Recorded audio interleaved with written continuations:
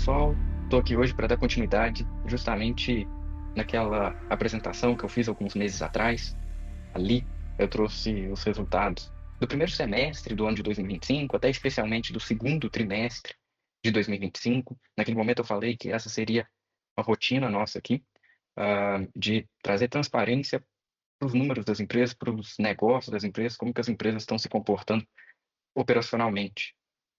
E as empresas se passaram 3 meses, elas divulgaram aí novos resultados. A gente tem agora os resultados já divulgados do terceiro trimestre de 2025, do período de julho até setembro. Então, chegou aí um novo momento para a gente ter essa conversa de novo e observar aquilo que importa, que é como as empresas estão se comportando operacionalmente. No primeiro vídeo que eu gravei para apresentar os resultados do segundo trimestre, eu fiz questão de fazer ele um pouco mais extenso, porque eu quis, ali em cada uma das empresas que nós investimos, dar um contexto maior do que a empresa faz e também tentar apresentar justamente qual que é a ideia por trás do investimento nelas, por que aquelas empresas são especiais e por que que a gente decidiu investir nelas. Isso são coisas que não mudam muito rápido se a análise foi bem feita, não são coisas que vão se desfazer ou mudar drasticamente em um período curto de tempo.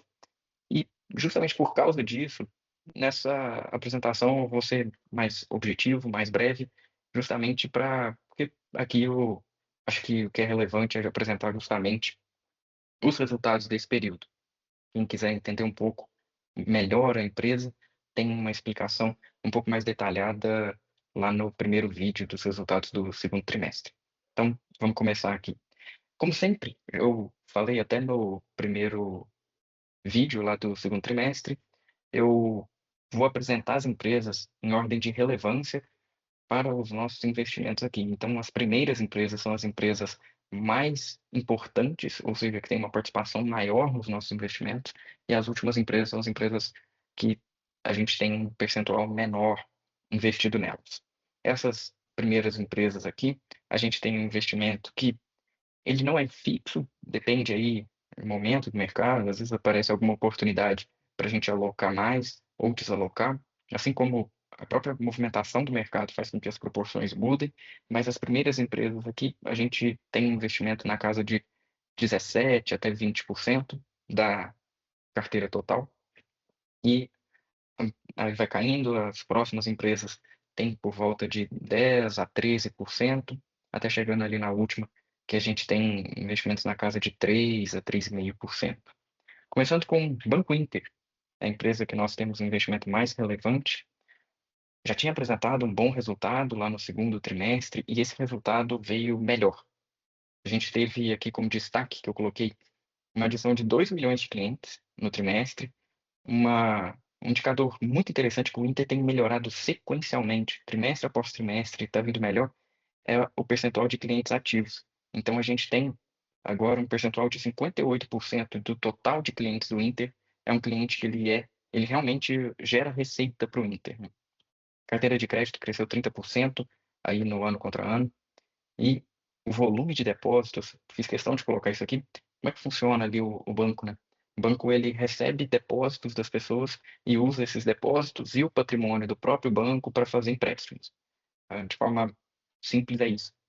O volume de depósitos do Inter cresceu mais que a carteira de crédito, ou seja, ainda que o banco esteja passando por um momento forte de crescimento da concessão de crédito, de crescimento da receita, os depósitos cresceram mais. Então, ainda abriu mais espaço ainda para o banco crescer. Esse crescimento do banco ele tem sido sustentado, na verdade, o banco tem sido até, em vários aspectos, conservador ali no crédito.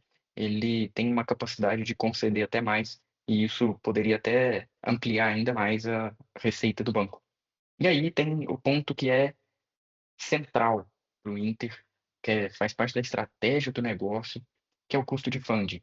Então o Inter tem um custo de funding de 68% do CDI, foi o custo aí no trimestre, um dos custos mais baixos do Brasil. Se a gente pega os grandes bancos, eles têm um custo muitos pontos percentuais acima disso. Se a gente pega um concorrente direto como o Nubank, ele tem um custo ainda acima dos grandes bancos e o Inter tem esse custo bem menor. Então, o que que é esse custo? É justamente o custo ali que você tem para remunerar esses depósitos que o correntista ou o investidor deixa ali no banco. Então você pega esse recurso daquela pessoa, pode ser o recurso que fica parado na conta corrente e aí ele não é remunerado, mas pode ser o recurso que está em uma LCA ou em um CDB do banco, e aí ele é remunerado e o banco usa esse recurso para emprestar. Então o custo dele é justamente essa remuneração e ele empresta para gerar uma receita. Aí, aqui do lado direito, a gente tem os indicadores financeiros. Então, a receita atingiu 1,5 bilhão no trimestre, crescimento de 26% no ano contra ano. As despesas cresceram 21%, atingindo 1,1 bilhão. E aqui está um ponto central do Banco Inter. Justamente pela estrutura do banco, de ser muito baseado em tecnologia, faz parte do modelo de negócio, da característica. Por construção, o banco tem um custo fixo alto. E aí, a partir de um certo momento, a receita atinge uma certa tração que faz com que a rentabilização desse custo seja mais eficiente. E a gente vê, o custo não cresce, não tem crescido na mesma proporção das receitas. Na verdade, as receitas do banco têm crescido muito e os custos, principalmente o custo com pessoal, é um custo que tem ficado estável no banco. A gente tem uma adição aí de 2 milhões de clientes no trimestre. O banco adiciona mais de 6 milhões de clientes todo ano. E se a gente for pegar o número de pessoas trabalhando no banco, ele é estável já há alguns anos, há vários trimestres, o número de pessoas, o número de funcionários do banco é estável. Isso mostra justamente como que por construção ele tem um modelo de negócio diferente. O lucro cresceu aí 40% praticamente, atingindo 340 milhões no trimestre, por um patrimônio líquido de quase 10 bilhões, um valor de mercado de 20 bilhões. Então é um banco que ele negocia aí a mais ou menos duas vezes o patrimônio, o capital que os acionistas colocaram lá. Seguindo aqui, a gente tem a segunda empresa mais representativa na nossa carteira, que é a Marco Polo.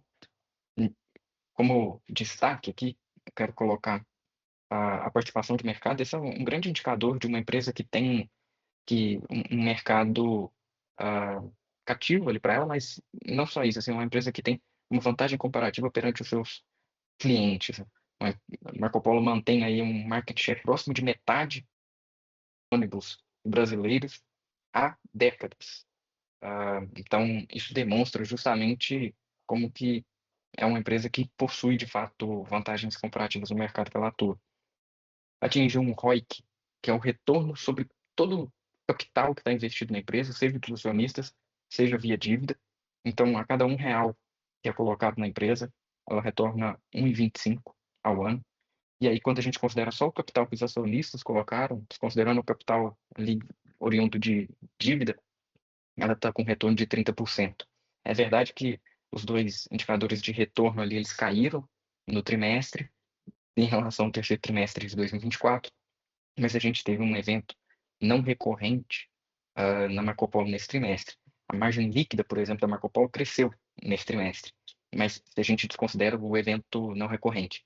E esse evento foi, ela tem um investimento bem relevante em uma empresa da América do Norte de produção de ônibus, assim como a Marco Polo, e essa empresa passou por um impairment, o investimento nessa empresa, né? Passou por um impairment na Marco Polo. Então, é uma coisa que não tem efeito caixa e não é uma coisa relacionada às operações aqui no Brasil ou às exportações da Marco Polo diretamente, é de uma investida lá. Ah, e, como eu disse, o mais importante, isso não é uma coisa que tem efeito caixa.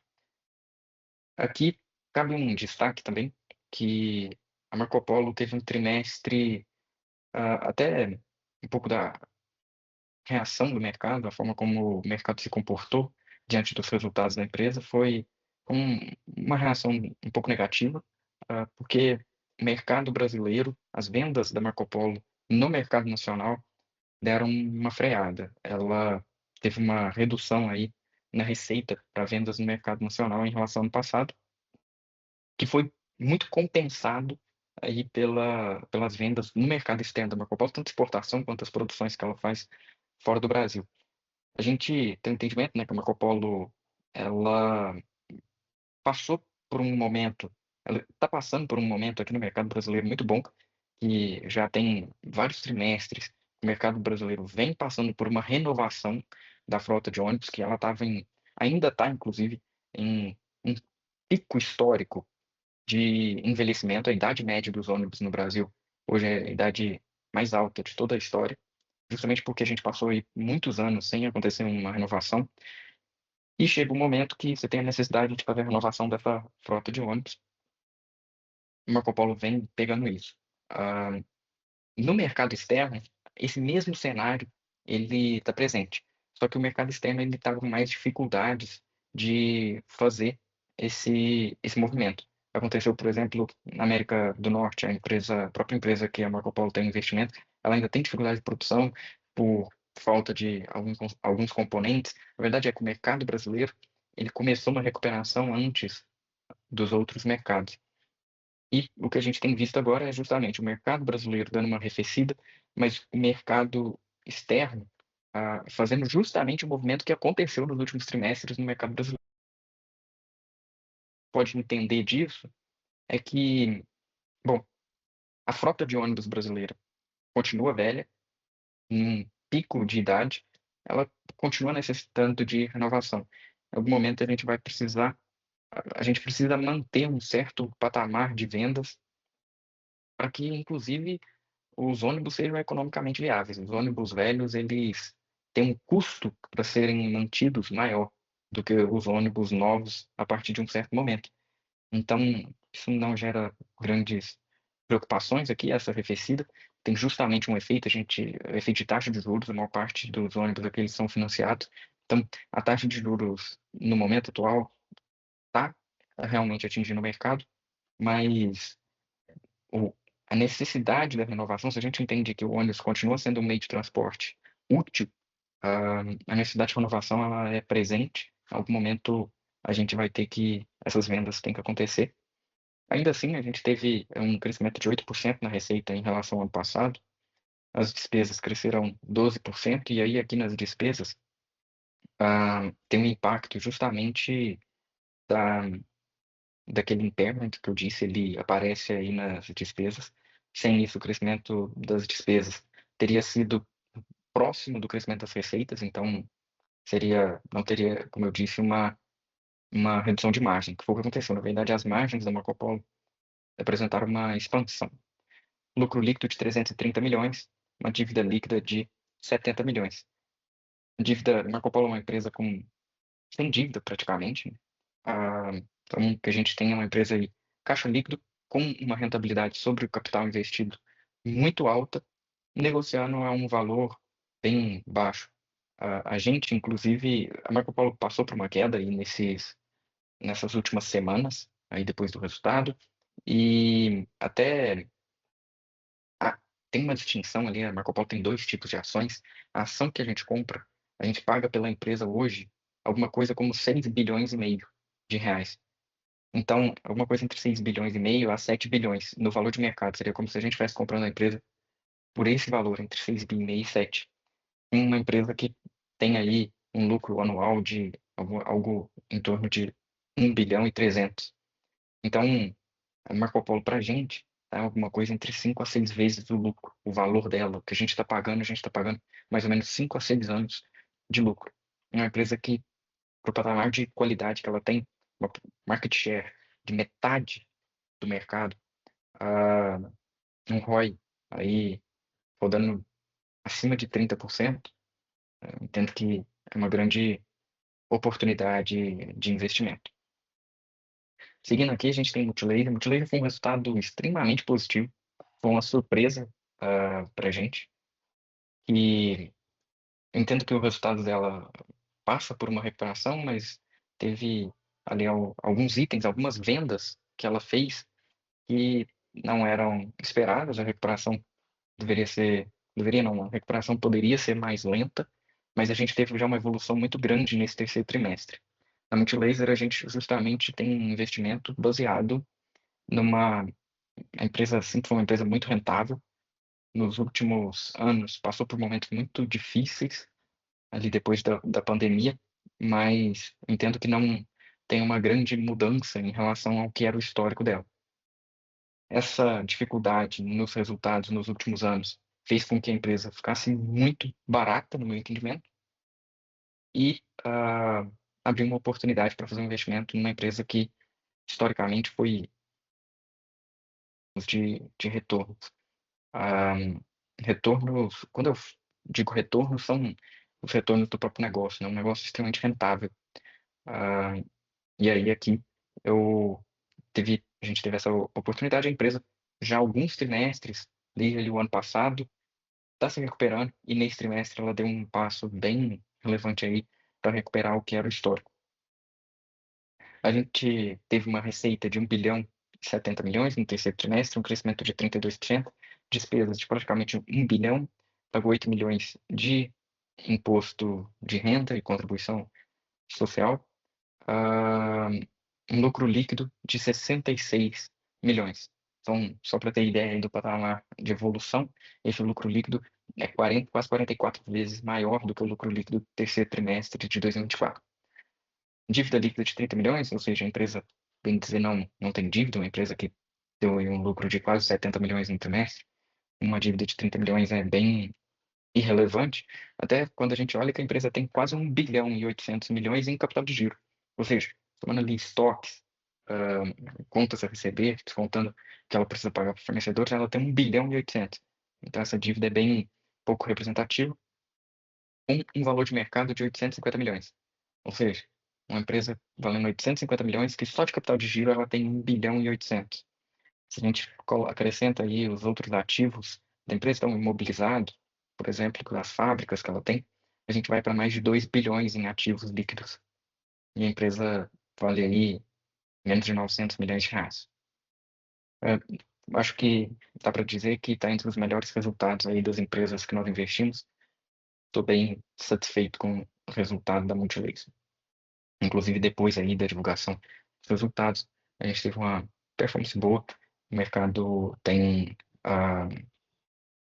concedido uma valorização para a empresa melhor em relação ao seu negócio.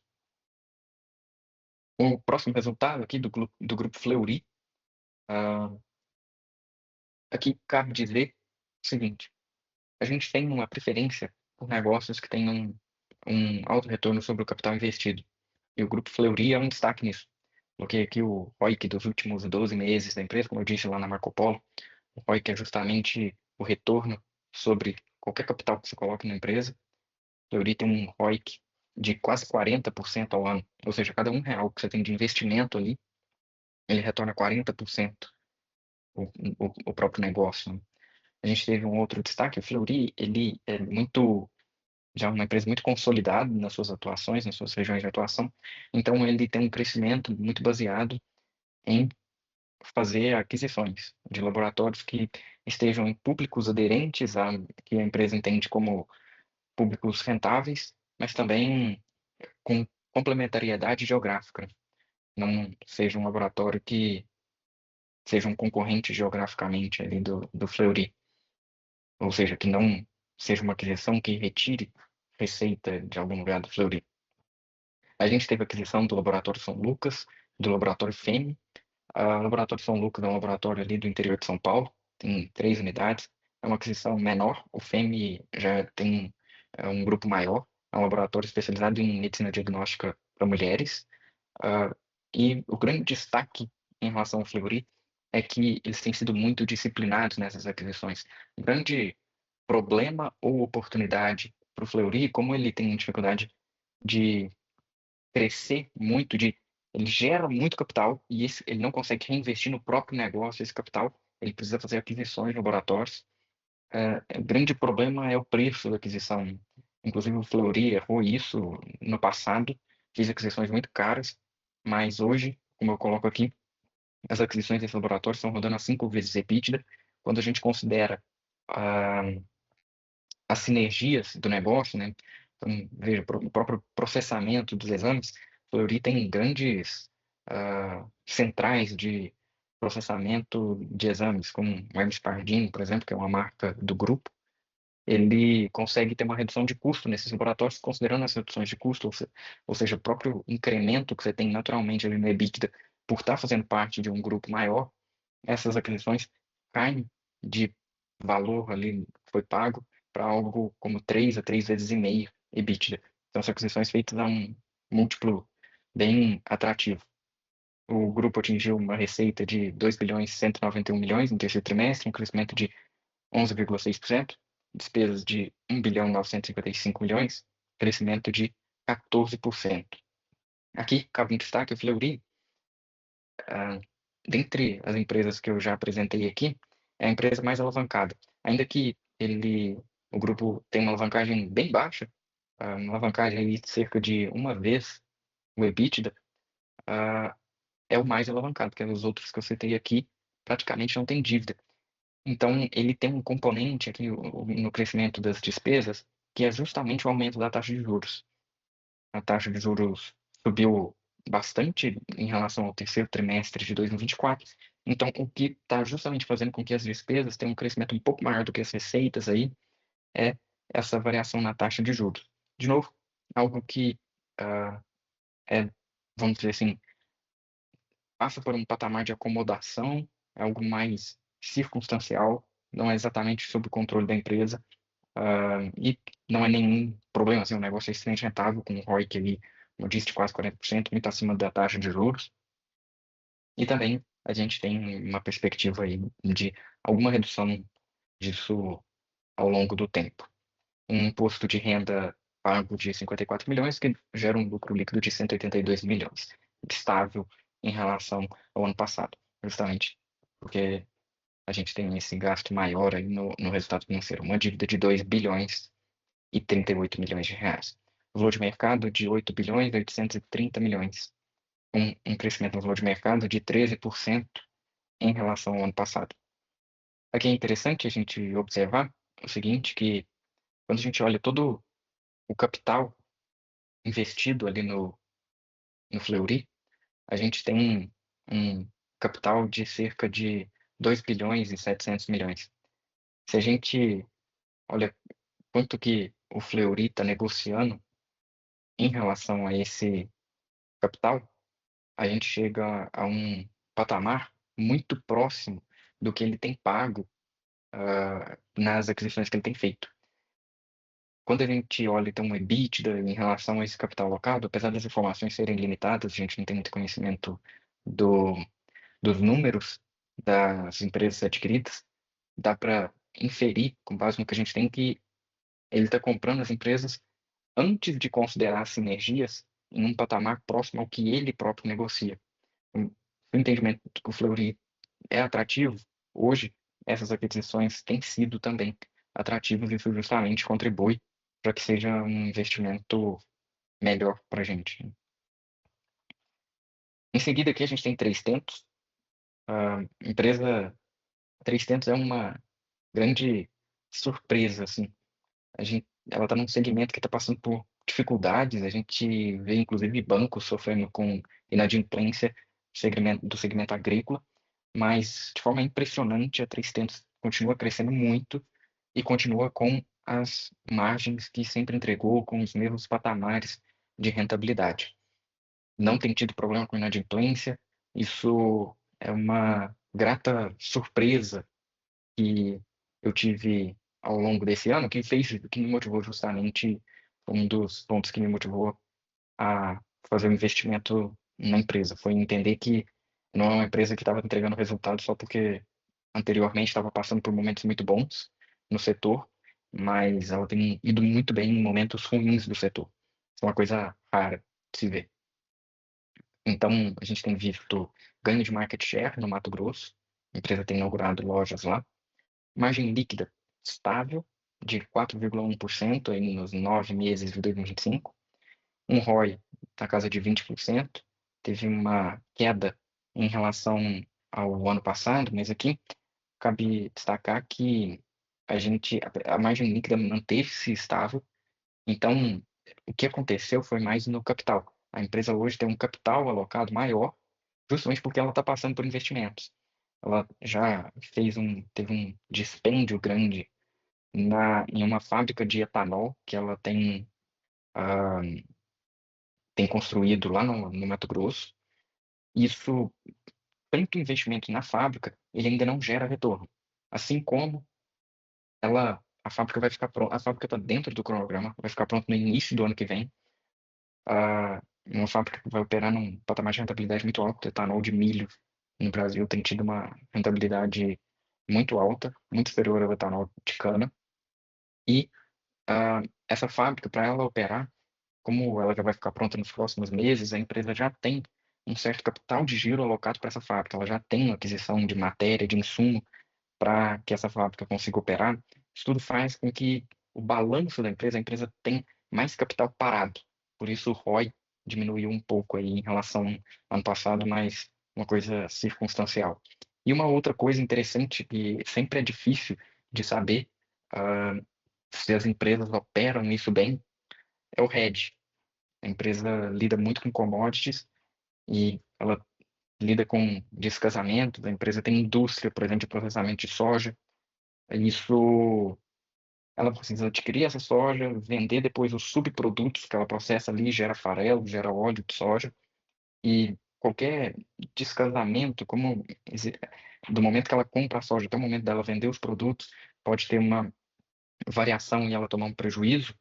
É necessário fazer proteções no mercado financeiro para isso. Isso não é uma coisa muito simples, mas é muito interessante ver que a gente passou por alguns meses agora, recentemente, de rentabilidades abaixo do histórico para o segmento da indústria, da 3tentos, de processamento de soja, mas ela manteve o mesmo patamar de margens, justamente porque os hedges fizeram com que a margem se mantivesse. No primeiro trimestre do ano, inclusive, a empresa passou por uma. Os hedges contribuíram negativamente. Então, ela estava tendo nos negócios margens acima do histórico, e aí o hedge tinha um resultado negativo, justamente porque ela tinha feito proteções para aquele patamar de margem. Ah, isso a gente viu, então, o hedge atuando para os dois lados agora. A gente viu ele contribuindo. Quando a margem subiu, ele tirou um pouco de margem. Quando a margem ficou abaixo do histórico, ele colocou um pouco de margem a mais, fazendo com que a margem dela fique estável ao longo do tempo. A empresa tem executado tanto expansão ali, quanto os investimentos que ela tem feito, quanto financeiramente a estrutura financeira da empresa tem sido excelente. Um resultado muito bom. Então a gente teve uma receita de praticamente 5 bilhões de reais no trimestre, um crescimento de 43%, despesas de 4 bilhões 630 milhões, crescimento de 43,4%, imposto de renda de 88 milhões, um lucro líquido de 280 milhões praticamente no trimestre, com um crescimento de 40%. A dívida, a empresa praticamente não tinha dívida e agora ela, como eu disse, ela está no momento que ela precisa de mais capital, apesar de, assim como ali o Fleury, não é uma dívida muito alta, uma dívida muito tranquila de ser tocada para o tamanho da empresa, mas ela saiu, cresceu 36 vezes aí a dívida no ano contra ano, justamente porque ela não tinha dívida nenhuma praticamente. E aí, mas nesse momento ela está precisando de mais capital, justamente porque está no momento de investimentos que ainda não estão gerando resultados. O valor de mercado da empresa é de praticamente 6 bilhões e 900 milhões de reais. Então, uma empresa que tem um patamar de lucro aí de praticamente 1 bilhão de reais por ano e está negociando a 6 bilhões e 900 milhões de reais. Então, ela já subiu um pouco, eu sempre coloco os valores aqui do fechamento do trimestre, então todos esses valores são de 30 de setembro, ela já subiu um pouco, já está mais alto que isso, justamente assim, mostra que a empresa realmente está barata. Aí a gente teve o resultado mais problemático das nossas empresas aqui no trimestre, que foi o resultado da Apvida. Foi um resultado que gerou muita polêmica assim, no mercado. A reação foi muito negativa. A empresa chegou a cair mais de 40% no dia da divulgação de resultado, que é uma reação histórica. Poucas vezes na história isso aconteceu para qualquer empresa. Mas eu entendo que houve aspectos ali simplesmente de mercado, assim. A reação foi muito exagerada para o que foi o resultado. E isso tem a ver com alguém que tem uma participação relevante na empresa, que decidiu zerar a posição ali naquele momento. A empresa, de fato, está passando por um momento já há bastante tempo, na verdade. A empresa está passando por alguns anos difíceis para o mercado. Tem toda uma questão que mexeu muito no mercado de saúde ali no período pós-pandemia. O mercado como um todo de planos de saúde no Brasil está muito difícil, com baixo crescimento, e está cobrando dos investidores uma certa paciência, porque realmente está passando por, o mercado como um todo está passando por dificuldades. Mas, naturalmente, o que aconteceu foi um grande investidor da empresa, um dos investidores mais relevantes, vamos dizer assim, não quer esperar mais e vendeu a posição dele ali. Isso fez com que tivesse uma pressão vendedora, um fluxo vendedor muito alto na empresa, fez com que a ação caísse muito ali no dia do resultado. Entendo que hoje a empresa negocia num valor muito atrativo para o investimento. Aqui eu quero dar um pouco mais de detalhes, justamente porque a gente teve uma situação bem atípica, né? Então, vamos lá para os números. A empresa está com uma receita no terceiro trimestre de praticamente 7 bilhões e 800 milhões de reais, um crescimento de 6% no ano contra ano.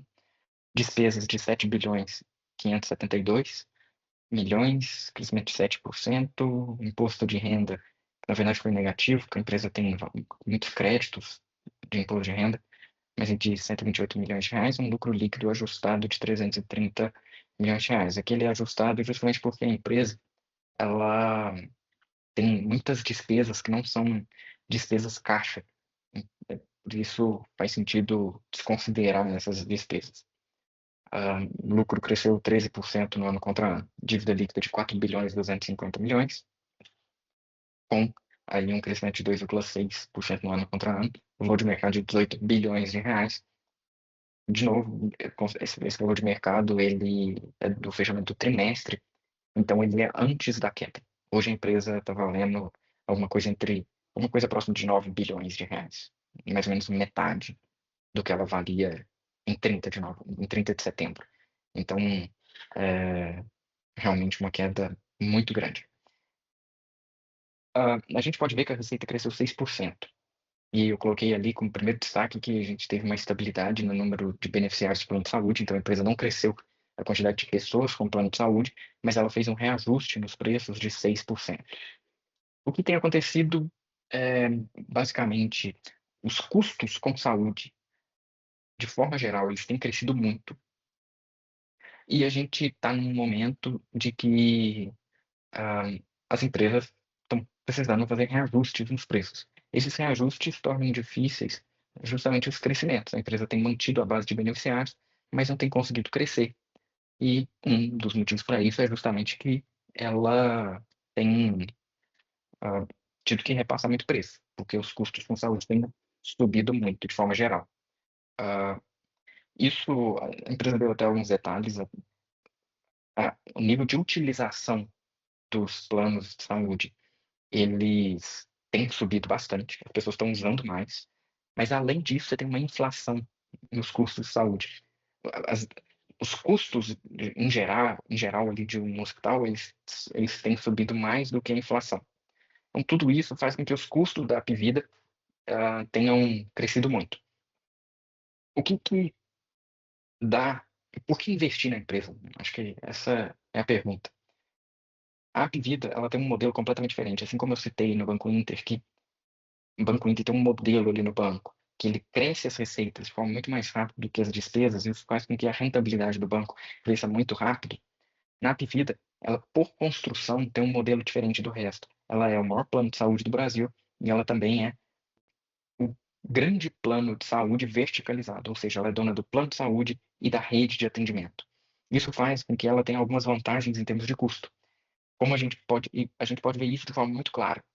Uma forma de se ver isso é, a Apvida é, de longe, o plano de saúde mais barato do Brasil, cobrando 50%, os outros planos são 50% mais caros do que o plano de saúde da Apvida,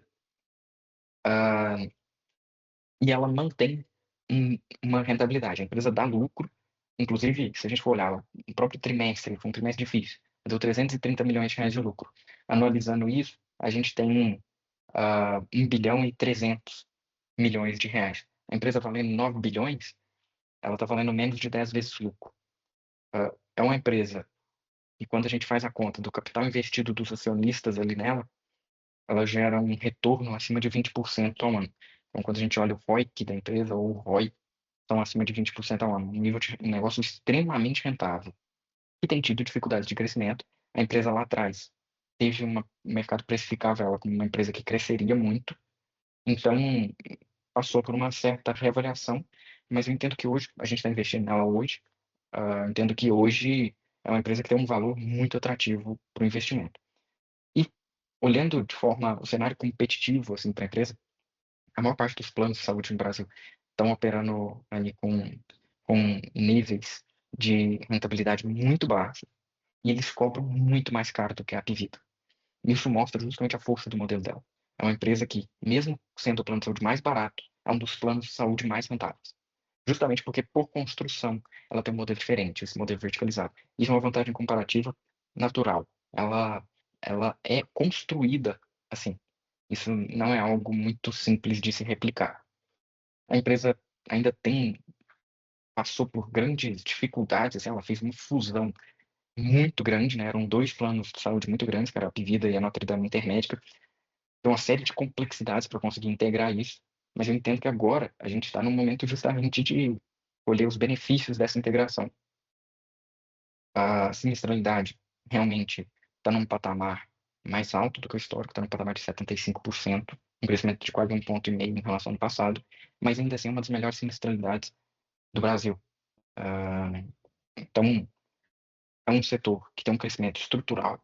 As pessoas, cada vez mais a gente tem envelhecimento populacional, necessidade maior de. As pessoas gastam mais com saúde, a gente tem pessoas que consomem mais saúde, e a gente tem essa empresa, justamente, que tem o plano de saúde mais barato, que entrega praticamente o mesmo nível de rentabilidade dos outros. Acho que é a empresa que está melhor posicionada no segmento de planos de saúde, justamente por isso acho que faz sentido ter investimento, ainda mais no valor atual do negócio, o valor que a empresa está sendo negociada, entendo que é um investimento atrativo. Por último, eu tenho aqui o resultado da Alphabet. A Alphabet é a empresa controladora do Google, então é basicamente um investimento no Google. Vamos dizer assim, dessas aqui é o menor investimento, mas já tem virado um investimento relevante. Eu já tinha ele, inclusive, quando eu fiz o último vídeo, mas acabei não colocando porque era um investimento menor. Eu coloquei só os principais, mas aqui já faz sentido colocar já um investimento que está maior. Ah, a- o grande ponto do resultado da Alphabet, e era um ponto que justamente a gente consegue ver por esse resultado como que o mercado ele muda de humor e de entendimento de negócios muito rápido. No primeiro semestre do ano, tinha assim, um grande medo de que a parte de inteligência artificial ali da Alphabet, está no segmento do cloud, no Google Cloud, ah, ele estava passando por dificuldade justamente porque tinha diminuído o ritmo de crescimento. E eu tinha um entendimento de que a própria empresa comunicava isso, de, olha, a gente está crescendo menos do que antes, justamente porque a gente está tendo uma dificuldade com ampliação da capacidade. O que você precisa para o Google Cloud ali são data centers e você tinha uma dificuldade em termos de insumos para construir esses data centers. Você tinha muito mais demanda do que oferta. Então, como que eu tinha uma confiança de que isso era verdade? As margens do Google Cloud apresentaram um crescimento sequencial. Se fosse um problema de demanda e não um problema de oferta, provavelmente as margens teriam caído. Mas as margens estavam crescendo, o que corroborava com a tese do próprio, o que era dito pela própria empresa, de que o que você tinha era mais demanda do que oferta, eles estavam com dificuldade de ampliar os data centers e isso fazia com que o crescimento tivesse um pouco mais baixo. O grande ponto do resultado atual é que eles conseguiram voltar a ser e cre- eles sempre cresceram muito no Google Cloud, mas agora eles estão nos patamares mais altos de crescimento do Google Cloud. Essa restrição de oferta, ela tem diminuído e as margens continuam ampliando muito. Eu coloquei aqui, então, os resultados até em relação ao trimestre passado, justamente para mostrar como que tem sido forte o crescimento. O Google Cloud cresceu 33,5% em relação ao ano passado. Isso é 1,8 ponto percentual acima do crescimento do trimestre passado. E a margem está 3 pontos percentuais acima da margem do trimestre passado. Aqui a gente também tem, assim como lá no Banco Inter, aquele efeito que os custos fixos são muito altos. Então, à medida que a receita vai crescendo, você tem um ganho de rentabilidade muito grande. A gente tem o mesmo efeito aqui. O Google Cloud, até pouco tempo atrás, dava prejuízo, mas como a receita está crescendo muito rápido, ele tem sido, a gente vê aí na própria expansão de margem, crescendo 3 pontos percentuais de um trimestre para o outro. E entendo que é um grande negócio que o Google tem feito. O Google entrou no segmento de cloud com um posicionamento estratégico muito diferente para competir com as empresas de cloud mais estabelecidas e tem tido muito sucesso nisso. Uma receita no terceiro trimestre de 102 bilhões de dólares, um crescimento de 16% em relação ao passado. As despesas cresceram só 3%. Isso fez com que o lucro crescesse 33%, atingindo praticamente 35 bilhões de dólares no trimestre. O Google é uma empresa que não tem dívida, na verdade, ele tem muito mais caixa do que dívida. Isso faz com que a dívida líquida, que é a dívida bruta menos o caixa, seja negativa em quase 77 bilhões de dólares. Então, se ele pegasse o caixa, pagasse todas as dívidas, sobrariam 77 bilhões de dólares. Um valor de mercado atualmente de 2 trilhões e 940 bilhões de dólares, uma valorização de 43% em relação ao terceiro trimestre de 2024. Além dessas empresas, a, a gente tem alguns investimentos menores, são investimentos em Berkshire e Amazon, principalmente, mas são investimentos menores, eu acho que ainda não faz sentido trazer eles aqui. Esses que eu citei aqui compõem ali quase toda a carteira de investimento e entendo que foi uma temporada de resultados, de novo, em linha com o que a gente espera para o longo prazo dessas empresas. Entendimento que não teve nenhuma grande surpresa aqui. A surpresa veio por parte da reação do mercado ao resultado da Apivida. Isso foi um ponto negativo. O mercado reagiu de forma muito intensa, mas o mercado a gente não controla. Isso é justamente o que é justamente o, o cerne do que eu tento passar aqui. Então, o que foi dito aqui foi pensado e escolhido para estar aqui. O que eu não coloquei aqui também foi pensado. Não quero colocar coisas relativas à precificação de mercado, relativas a exatamente os percentuais, exatamente o desenvolvimento, a rentabilidade da carteira, porque o que importa no fim do dia é isso que eu apresentei. Se a gente acertar isso, os retornos dos investimentos vão ser bons. E todo o resto, então, pode ser mais distração do que qualquer coisa positiva para a gente. Então, eu fico à disposição, qualquer pessoa que queira entrar em contato, aí meu contato para tirar alguma dúvida em relação ao investimento. Eu queria também destacar aqui que, por uma simples oportunidade pontual de arbitragem que apareceu em uma empresa, eu fiz um investimento relevante nessa empresa. Ela não apareceu aqui justamente porque o resultado dela não importa para a gente. Foi uma oportunidade de arbitragem. Essa arbitragem, por enquanto, teve um retorno de mais do que 400% CDI no período. Então, ela tem se confirmado boa. E para aproveitar essa oportunidade, eu vendi uma empresa que estava lá na primeira apresentação de resultados, que era a Suzano. Mas nada de longo prazo. Assim que essa arbitragem se finalize, isso vai acontecer nos próximos meses, a gente já volta com o investimento Suzano, ela volta a constar aqui. Então não teve nenhuma mudança estrutural em relação à empresa. Quero agradecer a todo mundo que foi, que prestou atenção, que dedicou esse tempo para entender mais dos nossos investimentos.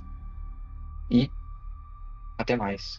Ano que vem eu volto com os resultados aí, o fechamento anual das empresas. Obrigado.